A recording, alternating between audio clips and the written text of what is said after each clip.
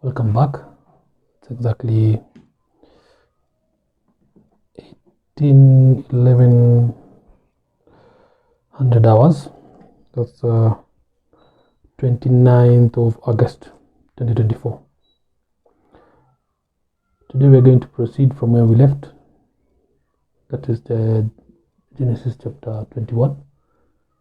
We're going to cover the birth of Isaac, Hagar being cast out, God consoling Hagar, and the covenant with Abimelech, that is Abraham and Abimelech. Maybe we might reach chapter 22, where Isaac is to be offered as a sacrifice. And, the blessing of Abraham. And if we make it to chapter 23, still okay. But something also important I will mention on this video is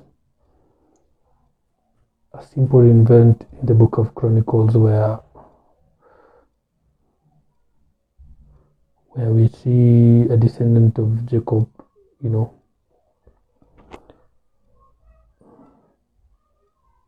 encountering the descendants of Hagar and Ishmael and taking over their land and wiping them out completely.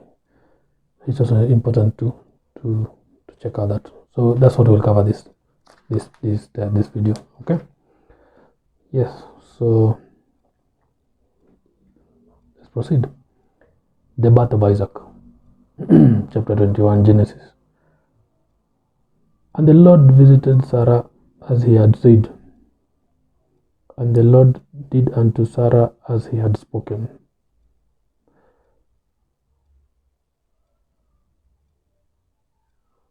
For Sarah conceived and bare Abraham a son in his old age, at the set time of which God had spoken to him, at the set time, the time of life. Okay. Verse 3, and Abraham called the name of his son that was born unto him, whom Sarah finally bare, or rather, whom Sarah bare to him, Isaac. Okay. Chapter verse 4, and Abraham circumcised his son, Isaac, being 8 days old, as God had commanded him. Very good. Verse 5, and Abraham was 100 years old when his son Isaac was born unto him. 100 years. That's a long time.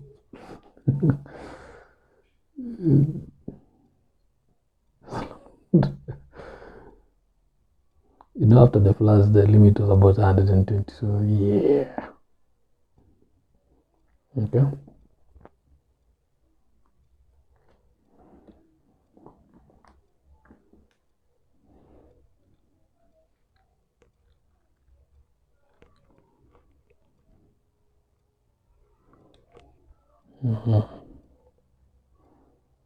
Yeah.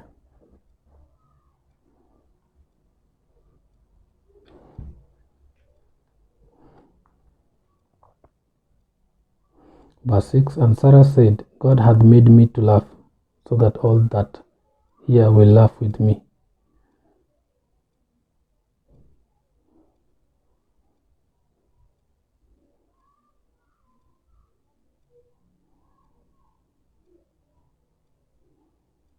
Sarah was about 90, eh?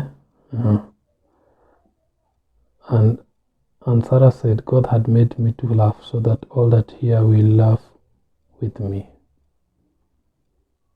It's a smile. And she said, who would have said unto Abraham that Sarah would have given children suck?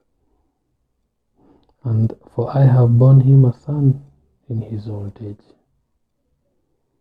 And the child grew and was weaned, and Abraham made a great feast the same day that Isaac was weaned.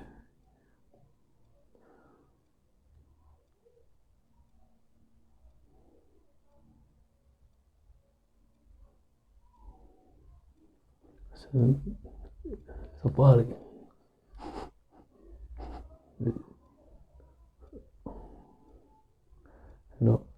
The weaning time for the baby, and there's smell of meat. Finally, the baby can eat. Okay. So this section, chapter 21, verse 1 to 8.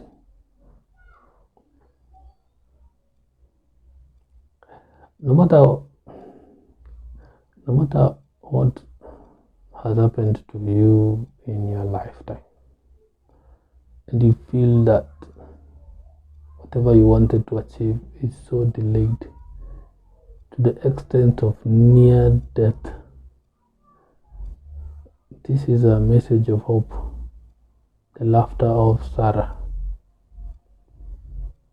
You too can laugh. You too can have this smile. It is never too late with God. Whatever you had prayed for will soon come to pass. If I say whatever you have prayed for is that which is according to God's will, not anything negative or something, but you understand what I'm saying now. Point is, it's never too late. God will always come through. And you will wonder when that time comes, who would have thought? It would be like a dream, Sarah, 90, suckling a child, after all that which she had gone through. You understand now? I think it's children closing season or something. Don't mind the noise from the outside the apartment and all that. It's all good. But you get the point, huh? No matter how late, whatever you've been praying for, whatever, no matter how late you feel life has been for you, God will never abandon it. It will always come through that last minute. Abraham at 100, Sarah at 90 years. That's a long time. This is a message especially to those who are looking for children and they feel time is never run out. As far as you believe in this God of Abraham, time is never run out. Okay? That's the section. Very important. Hope, faith, belief. Okay? Now, see what happens when you're blessed. Alright? So Hagar cast out. Verse 9, Genesis chapter 21. And Sarah saw the son of Hagar, the Egyptian, which she had born unto Abraham, mocking. Verse 10. Wherefore she said unto Abraham, cast out this bondwoman and her son, for the son of this bondwoman shall not be heir with my son, even with Isaac. Okay. The thing was very grievous in Abraham's sight because of his son. Now we have this friction between, I have my baby, mine is older, oh you are old. So there's mocking here. Then we see some sort of sibling rivalry here. Okay. And the thing was very grievous in Abraham's sight because of his son. Because there was this bond between Ishmael and Abraham again, as I mentioned in the previous sections or the previous chapter. Okay. And the thing was very grievous in Abraham's sight because of his son. So continue. Verse 12. And God said unto Abraham, let it not be grievous in thy sight because of the lad and because of thy bondwoman. In all that Sarah hath said unto thee, hearken unto her voice, for in Isaac shall thy seed be called. The rights, the birthright now, is unto Isaac. So he has a higher level. So here God is agreeing with the wife with regards to Isaac. Okay, because now, see again, this is the love. That's the primary wife. That is Sarah. Okay, this one supersedes the rest.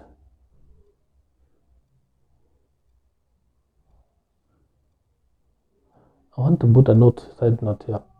For all of those men who have side women, concubines, if you are the concubine, if you are the side chick, always know that a day is coming the primary woman, the default woman of that man will always hold precedent, right? With the children and all that. Okay. And verse 13, and also of the son of the bondwoman will I make a nation, because he is thy seed. Remember the blessings spoken, courtesy of Abraham, right? 14, and Abraham rose up early in the morning and took bread and a bottle of water and gave it unto Hagar, putting it on her shoulder and the child, and sent her away. And she departed and wandered in the wilderness of Beersheba. Okay. Verse 15, and the water was spent in the bottle, and she cast the child under one of the shrubs. And she went and sat her down over against him a good way off, as it were a bow shot, distance of bow shot. For she said, let me not see the death of the child. And she sat over against him and lifted up her voice and wept. The woman with the child is crying again. There's no food, water has run out. She would not stand to see the child die of hunger, or the harsh conditions of the weather, or the desert kind of scenario. Verse 17, God consoles Hagar. And God heard the voice of the lad, and the angel of God called to Hagar out of heaven and said unto her, what aileth thee? And God heard the voice of the lad. So here we see the bond between God and children, okay, where God heard the voice of the child crying. Children are never alone. Protect the children. They're never alone. Okay. And the angel of the Lord called to Hagar out of heaven and said unto her, what aileth thee, Hagar? Fear not, for God hath heard the voice of the lad where he is. Okay. Arise, lift up the lad, and hold him in thine hand, for I will make him a great nation. A blessing, a promise, and an instruction to Hagar. Okay.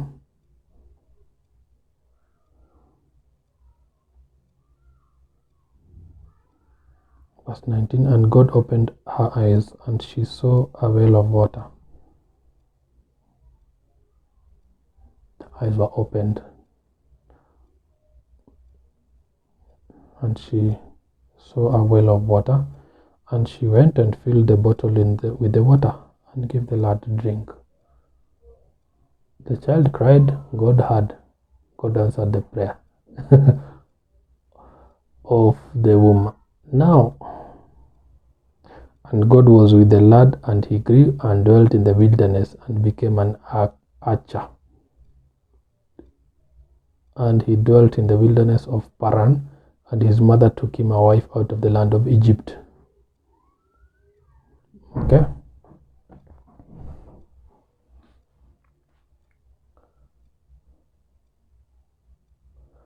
God was with the child. The mother knew God. Okay, so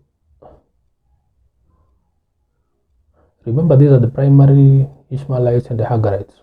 Okay, but it doesn't mean that the descendants will surely believe in the same God. You understand? The descendants of Ishmael will change course. Okay, and that will have an effect on their. I will feature something in Chronicles of the same. Then you will see how maybe they spread out and all that. But something important here to note is the parents. I want to say that parenting never stops. Look at the age of Abraham, look at the age of Sarah. And if Sarah was 90, definitely Hagar was way older, or less older, or probably the same range of age. But the point I want to bring is that parenting never stops. Okay. For every time the child cries because they are alone, it affects the parents. You might think that abandoning the child does not affect the parent. There's value in a human being. There's a whole discussion in that. So far, there's blood involved. It's a whole discussion. But what I'm trying to say is,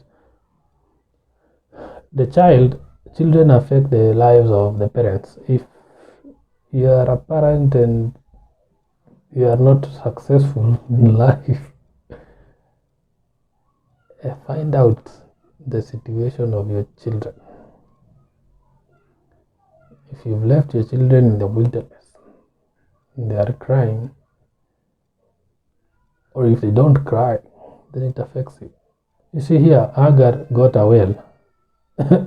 Both of them could have died. Let me just say, Hagar and Ishmael could have died, save not for Ishmael crying and God coming through to meet both of them and providing this well. Spirit, God, and with water comes crops and all that. So you can see it's an also important lesson to learn here. Okay, very important lesson to learn here. Yeah, I don't think there's anything, but that's it. Okay, let me read you just to show you. Yeah. There's Ishmaelites becoming dominant groups in Middle East and all that. But I just wanted to give you a snapshot of one of the snapshots, probably, of an event that took place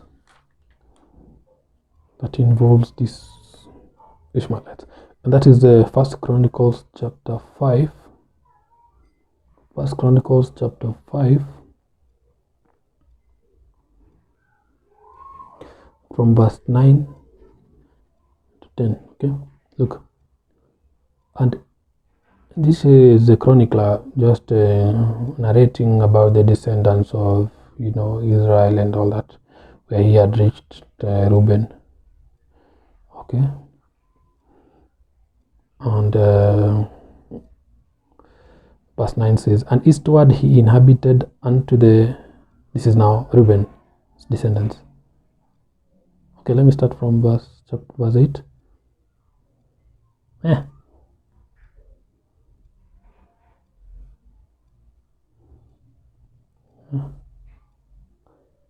So verse 6, Bera his son, so it's just chronicling genealogies here. Bera his son, whom Tilgath-Pilneser, king of Assyria, carried away captive. He was prince of the Reubenites, and his brethren by their families, when the genealogy of their generations was reckoned, were the chief Jeiel and Zechariah. Verse 8, and Bela the son of Azaz, the son of Shema, the son of Joel, who dwelt in Aroer, even unto Nebo and Baal-meon. Verse 9, and eastward he inhabited unto the entering in of the wilderness, from the river Euphrates, because their cattle were multiplied in the land of Gilead. Okay. Verse 10, and in the days of Saul, they made war with the Hagarites, who fell by their land, and they dwelt in their tents throughout all the east land of Gilead. All right, this is an encounter of Reuben's descendants with the Hagarites. Okay, and they conquered them. Now look at another description just further. Verse 18.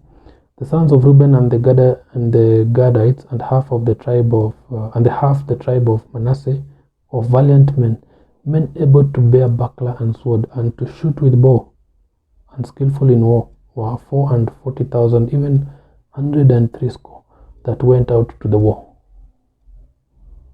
Which war? Verse 19. And they made war with the Hagarites, with Jetur and Nephish and Nodab. Verse 20, and they were helped against them, and the Hagarites were delivered into their hand, and all that were with them, for they cried to God in the battle, and he was entreated of them, because they put their trust in him. They put their trust in God. Who? The descendants of these Reuben, Gad, Manasseh people, right? And they took away their cattle, of their camels 50,000, and of sheep 250,000, and of asses 2,000, them donkeys 2,000, and of men 100,000. For there fell down many slain, because the war was of God. The war was of God. The war was of God. And they dwelt in their steads until the captivity, being taken away into Syria and all that. Now look it.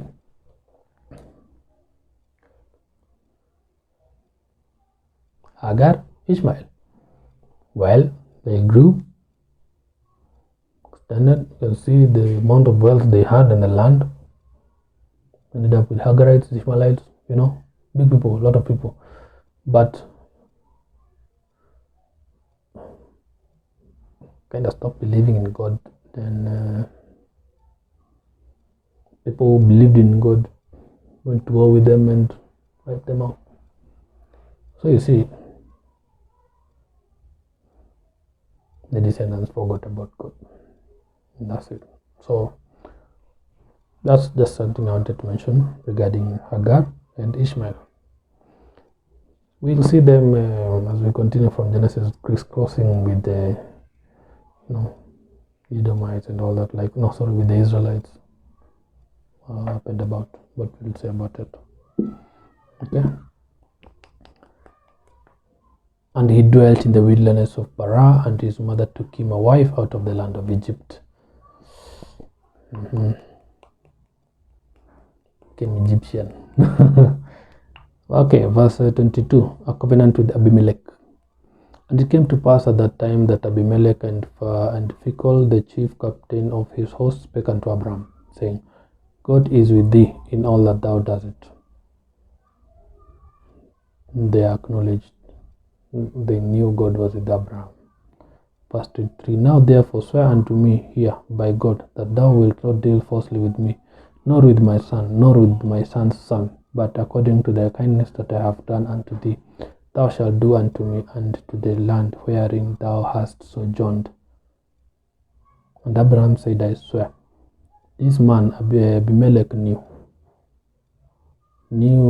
God. They knew the God of Abraham and knew how Abraham was powerful. So in his wisdom now, he was protecting the son and the son's son and these generations, and probably the land of Gerar and all that. Okay. And Abraham said, I swear, I will swear. And Abraham reproved Abimelech because of a well of water, which Abimelech's servants had violently taken away. Right. And Abimelech said, I wot not who hath done this thing. Neither didst thou tell me, neither yet had I of it but today. Oh. You can probably picture Abraham sitting down and Abimelech sitting down together, whichever the table was. Then here is Abimelech talking to Abraham in humility now. And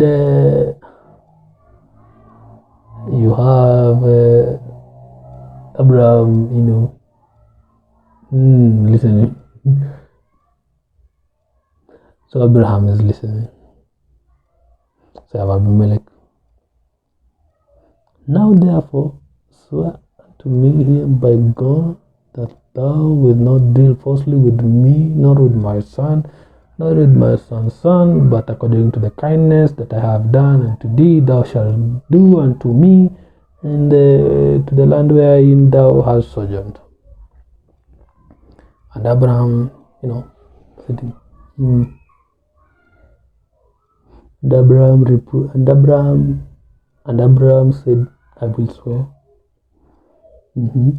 And Abraham reproved Abimelech because of a well of water which Abimelech's servant had violently taken away. Right? And Abimelech said, I wot not who had done this thing. Neither did thou tell me, neither yet heard I of it. But today I know nothing about the well. I don't know it. Of course, Abimelech was scared a bit. Yeah. And Abraham took sheep and oxen and gave them unto Abimelech, and both of them made a covenant. So now, Abraham has so much to give now to Abimelech. Okay. And Abraham set 7 ewe lambs of the flocks by themselves, and Abimelech said unto Abraham, what mean these 7 ewe lambs which thou hast set by themselves? And he said, for these 7 ewe lambs shalt thou take of my hand, that they may be a witness unto me that I have digged this well. Wherefore he called that place Beersheba, because there they swear both of them. Okay. Of course, the kingdom is so big, Abimelech would not know the interaction of men to men, that kind of scenario. There was no technology to track, kind of scenario.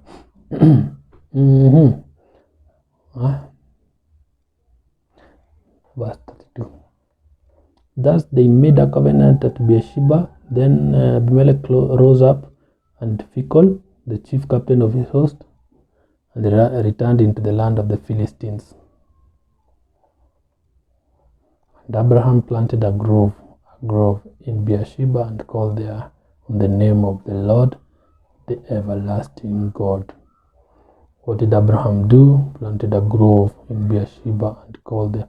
It's like a post or some sort, structure. And called there on the name of the Lord, the everlasting God. Why would he do this? And Abraham sojourned in the Philistines' land many days. Guy could sojourn anywhere. And Abraham knew that the power behind him, in him, was God. He knew that he was able to,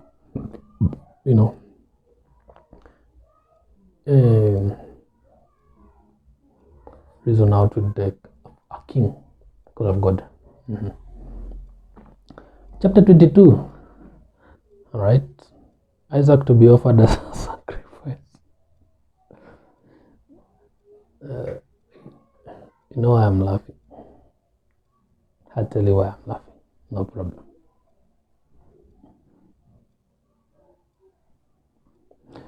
It's a weird conversation between Abraham and the son after this event down the mountain. So, and it came, verse chapter 22, Genesis chapter 22. And it came to pass after these things that God did tempt Abraham, and said unto him, Abraham, and he said, behold, here I am. So why is God now tempting Abraham? There comes a time where God has given you so much. He said, Abraham is wealthy.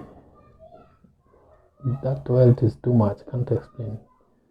Abraham is like a nation already, because another king is coming to have a conversation with him. So this is like a diplomatic affair. Abraham is at rest. That word rest prompts temptation. Why? It's like an exam. Just forgot to check whether, it's maintenance. Relationship maintenance. Just to check whether you have already to rest. You have already rested enough. Have you already forgotten where it came from? It's like a checker. It's like I want to know whether are we still good? I want to check whether we're still good. The relationship, are we still okay? We're good. Like, I don't know whether you've forgotten who I am. That's the whole point of temptation. Then we see other versions of it when we reach Job and Jesus Christ and all that. But he hearkened, and he said, Behold, here I am. Verse 2. And he said, Take now thy son, thine only son Isaac, whom thou lovest. Why? The love.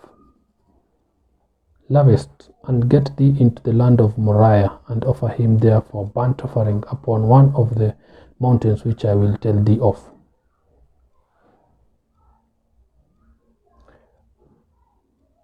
The demonic act of sacrificing children, we will see it down the line. We will see it in the book of Kings. All the books of Kings, we will see it. We will see this. And it's something that was being done here. Being carried out by the Sodomites and all that. So it was not news for Abraham to hear of firstborn sacrifice. And it was a test, and people would sacrifice the people they love the most. Because the trade aspect here is love. You don't sacrifice someone you hate. Love. That is the price. That is the price tag. Love. The one that you love the most. Okay? Because the reciprocal of love is hate. The devil now convert the love to hate and give it weight and give it evil energy, to accomplish things. Okay? That's how the devil trades. Alright? So, Abraham had an idea of this activity.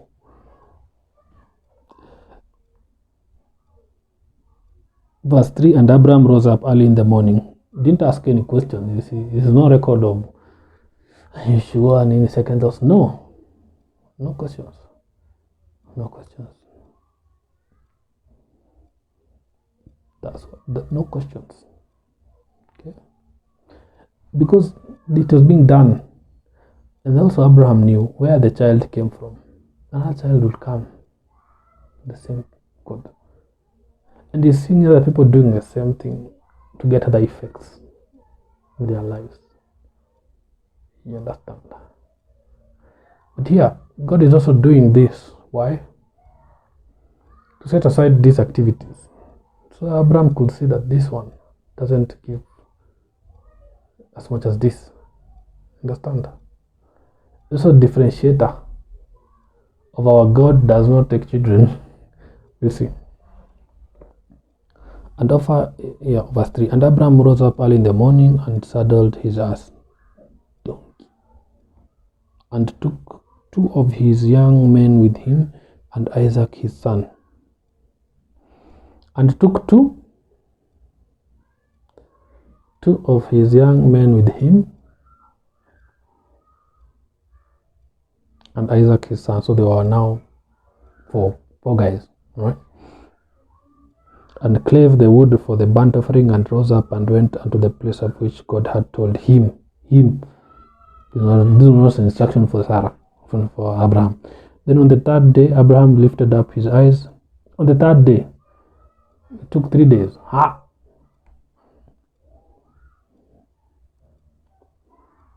Then on the 3rd day, Abraham lifted up his eyes and saw the place afar off. And Abraham said unto his young men, never told Sarah, because there were now 4 guys going on the business of hunting, Okay, I'll go. Abide ye here with the ass, donkey, and I and the lad will go yonder and worship. Let's take that again. And Abraham said unto his son, verse 5, and Abraham said unto his young men,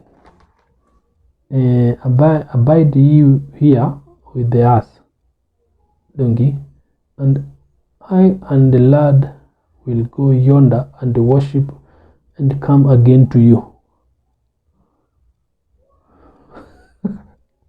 Verse 6. And Abraham took the wood of the burnt offering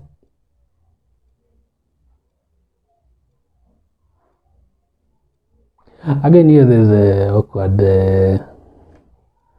head scratching of Isaac, because now he's wondering, what are we going to burn there? Okay, yes, fine, you've taken the wood. The two of them, you keep, we wait, take the wood and go. But what was the sacrifice? Yeah. And Abraham took the wood of the burnt offering and laid it upon Isaac his son. And he took the fire in his hand. And Abraham took the wood of the burnt offering and laid it upon Isaac his son. Laid it upon Isaac his son. Put all the wood upon so, and he took the fire in his hand. So here's the fire. All the wood is on the back of Isaac. And a knife. The knife and the fire and knife. And they went both of them together. And still Isaac could not ask question. That was how much Isaac loved the father. There's a bond they had, is just trusting. This man would not do anything. I would not need to question. Let's go. Because it's quite an adventure, You're going, maybe they'll hunt game there. Or rather, will they get animals sexual there? That's what was in Isaac's mind. Verse 7. And Isaac spake unto Abraham his father and said, My father. And he said, Here I am, my son. And he said, Behold, behold the fire and the wood, but where is the lamb for a burnt offering? You can be curious, because fire. And Abraham said, My son, God will provide himself a lamb for a burnt offering. So they went both of them together.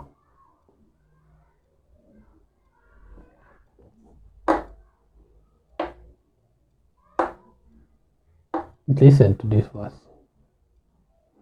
And Abraham said, My son, God will provide himself a lamb for a burnt offering. So they went both of them together.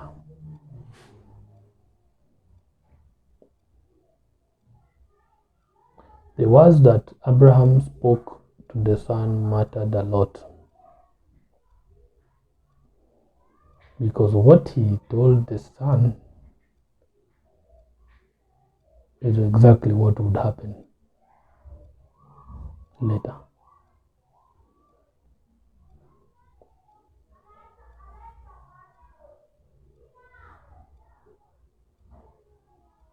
The faith in this man is just another level, you see. And he was teaching the son same amount of faith.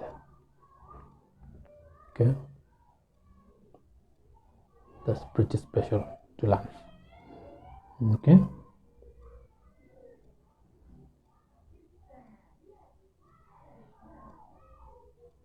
I do love my children, man. Beautiful people. A substitute of offering. And verse 9. And they came to the place which God had told him of, and Abraham built an altar there, and laid the wood in order, and they bound Isaac his son, and laid him on the altar upon the wood. So here is trust, you see. And Abraham stretched forth his hand and took the knife to slay his son. Okay? He was ready to do it.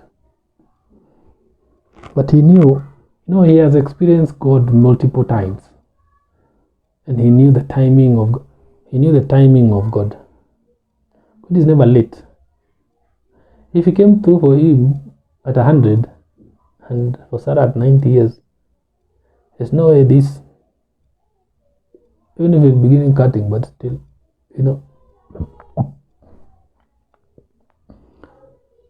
And the angel of the Lord called unto him out of heaven. And now this is the angel out of heaven direct.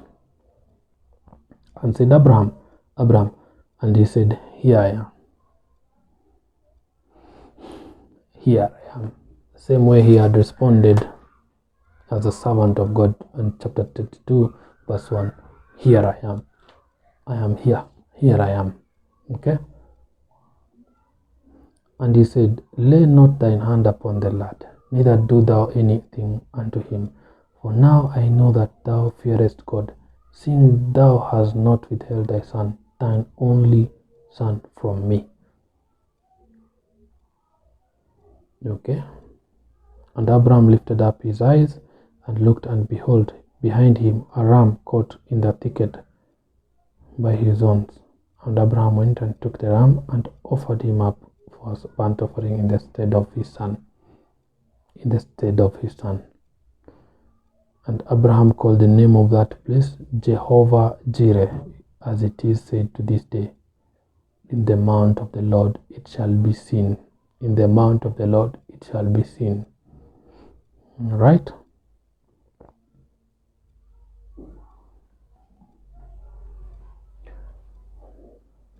Something important I want to teach you people today.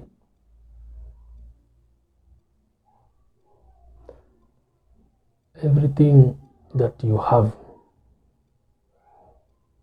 everything, to the very breath you are doing or you are taking, inhaling, exhaling, everything that you have, everything that you know of belongs to God.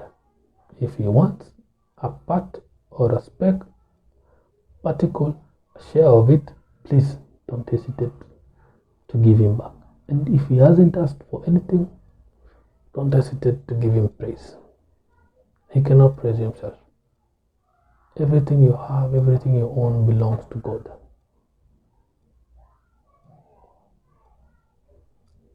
When the time, the calling comes to do something for God, do it.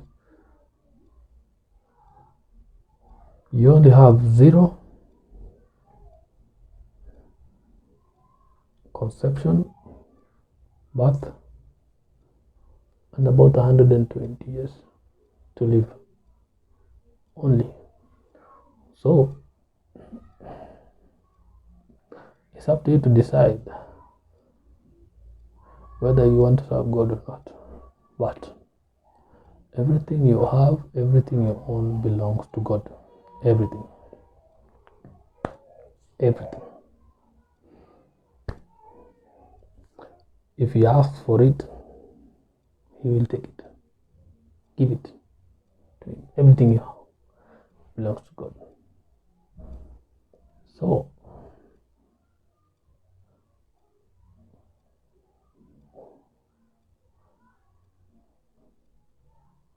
always make sure that you serve God and you give what is supposed to be given to God. Give Him His own. Give. Never tire of giving service. Portions of wealth. Just know that everything belongs to God. Okay? You never came with anything here. You will live without anything. Alright? And if you don't, you will take it. There's nothing you can do about it. But if you comply, you will see verse 13 of chapter 22. And behold, behind him a ram caught in a thicket by his horns. And Abraham went and looked the ram, and offered him up for a burnt offering in the stead of his son. And Abraham called the name of that place Jehovah Jireh, as it is said to this day, In the mount of the Lord it shall be seen. Verse 15. And the angel of the Lord called unto Abraham out of heaven the second time, and said, By myself have I sworn, saith the Lord, for because thou hast done this thing, and hast not withheld thy son, thine only son, the one that you love,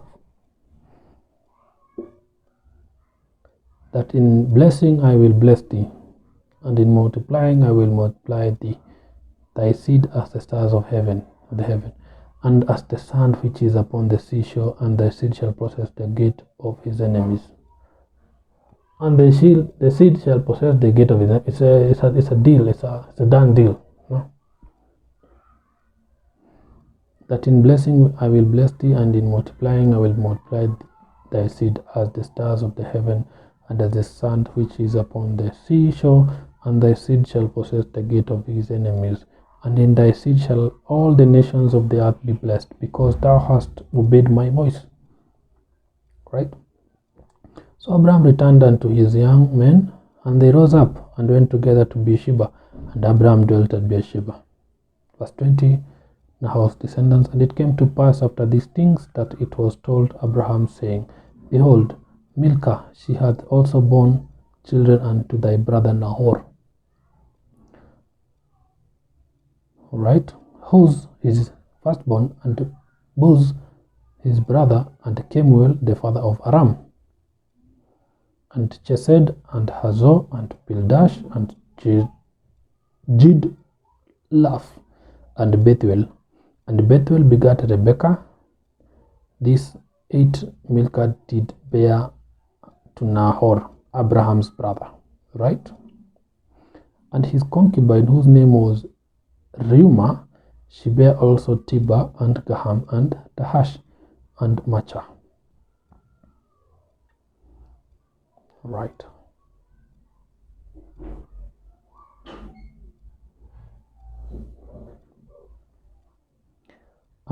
We will end there today, because now chapter 23.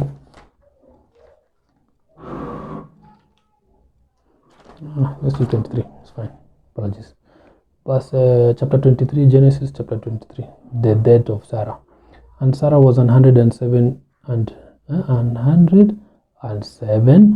20 years old. That's 127 years old. Aye.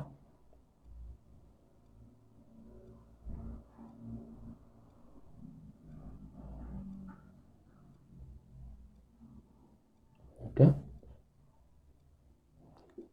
City of 4.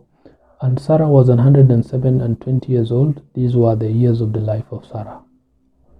And Sarah died in Kirjath Araba. The same is Hebron in the land of Canaan. And Abraham came to mourn for Sarah and to weep for her. So this is the death of Sarah. Kirjath Arba, city of 4. The purchase of Machpelah. Verse 3, chapter 23 of Genesis. And Abraham stood up from before his dead, and spake unto the sons of Heth, saying, I am a stranger and a sojourner with you. Give me a possession of a burying place with you, that I may bury my dead out of my sight. And the children of Heth answered Abraham, saying unto him, Hear us, my lord. Thou art a mighty prince among us. In the choice of our sepulchres bury thy dead. None of us shall withhold from thee his sepulchre, but that thou mayest bury thy dead.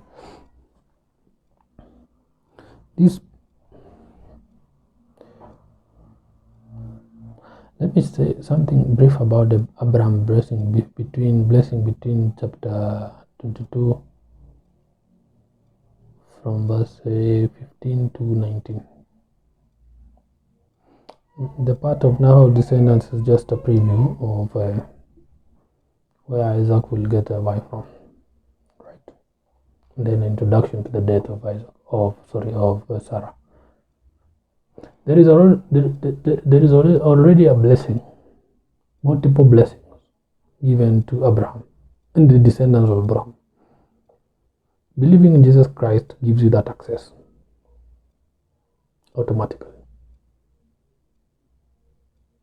Serving God gives you a permanent access.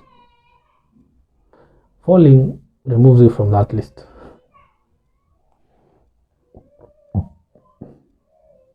Simple as that. Right? So here let's now move forward to chapter 23 where we are. Verse 6. Hear us, my Lord, that thou art a mighty prince among us. In the choice of our sepulchres bury the dead. None of us shall withhold from thee his sepulchre, but thou mayest bury thy dead. There's a play of humility with Abraham. Of course, he knows who he is in the wealth, but there's a humility here. And then also these are the people who acknowledge,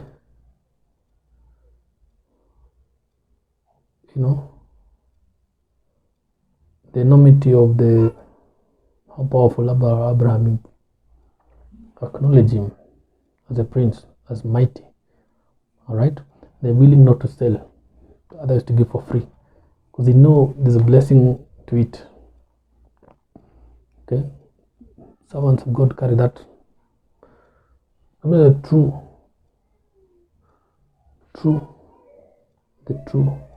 servants of God carry that blessing. Okay. Verse 7. And Abraham stood up and bowed himself to the people of the land, even to the children of Heth. Humility, meekness. Verse 8. And he communed with them, saying, If it be your mind that I should bury my dead out of my sight, hear me, and entreat for me to Ephron, the son of Zohar, that he may give me the cave of Machpelah, which he hath, which is in the end of his field. For as much money as it is worth, he shall give it to me for a possession of a burying place amongst you. No bargaining. Guy had money. No problem about that. Okay. And Ephron dwelt among the children of Heth. And Ephron the Hittite answered Abraham in the audience of the children of Heth, even of all that went in at the gate of his city, saying, it's like a diplomatic affair here. Nay, my Lord, hear me. The field give I thee, and the cave that is therein I give it thee. In the presence of the sons of my people give I it thee. Bury thy dead. There's a second way here. They know. And Abraham bowed down himself before the people of the land again. And he spake unto Ephron in the audience of the people of the land, saying, But if thou wilt give it, I pray thee, hear me. I will give thee money for the field. Take it of me, and I will bury my dead there. Do you want free things? Okay. And Ephron answered Abraham, saying unto him,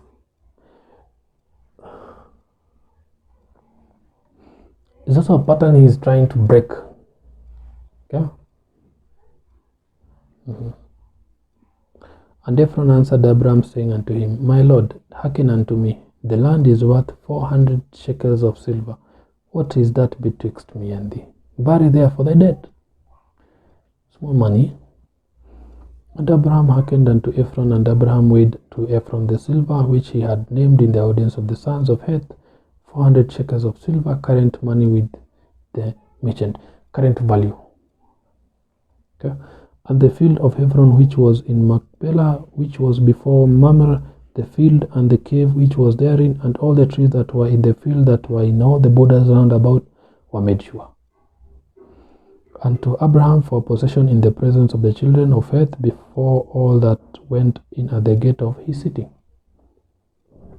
The burial of Saul. And after this, verse 19, and after this Abraham buried Sarah his wife in the cave of the field of Machpelah, before Mamre. The same is Hebron in the land of Canaan. And the field and the cave that is therein were made sure unto Abraham for possession of a burying place by the sons of Heth. It was publicly done. It was not free. And the purchase by money, it was an exchange. Value for money, value for land. Why? So that now it is now bound to Abraham. It's not free. It is now tethered to Abraham per se, by way of contract, by way of covenant.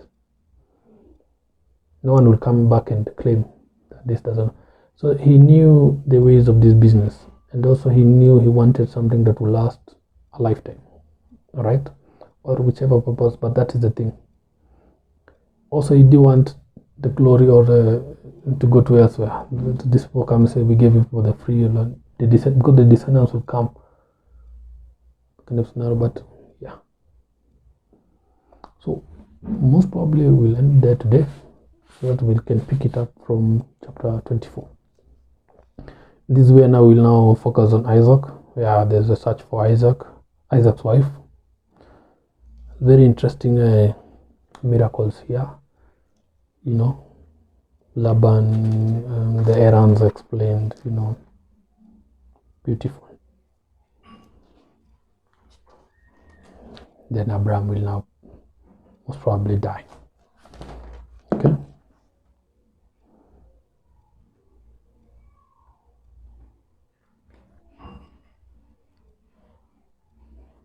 Okay. Yeah.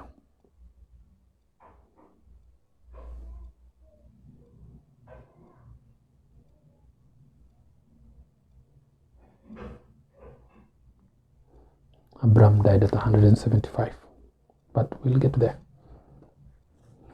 So thank you very much. See you in the next video.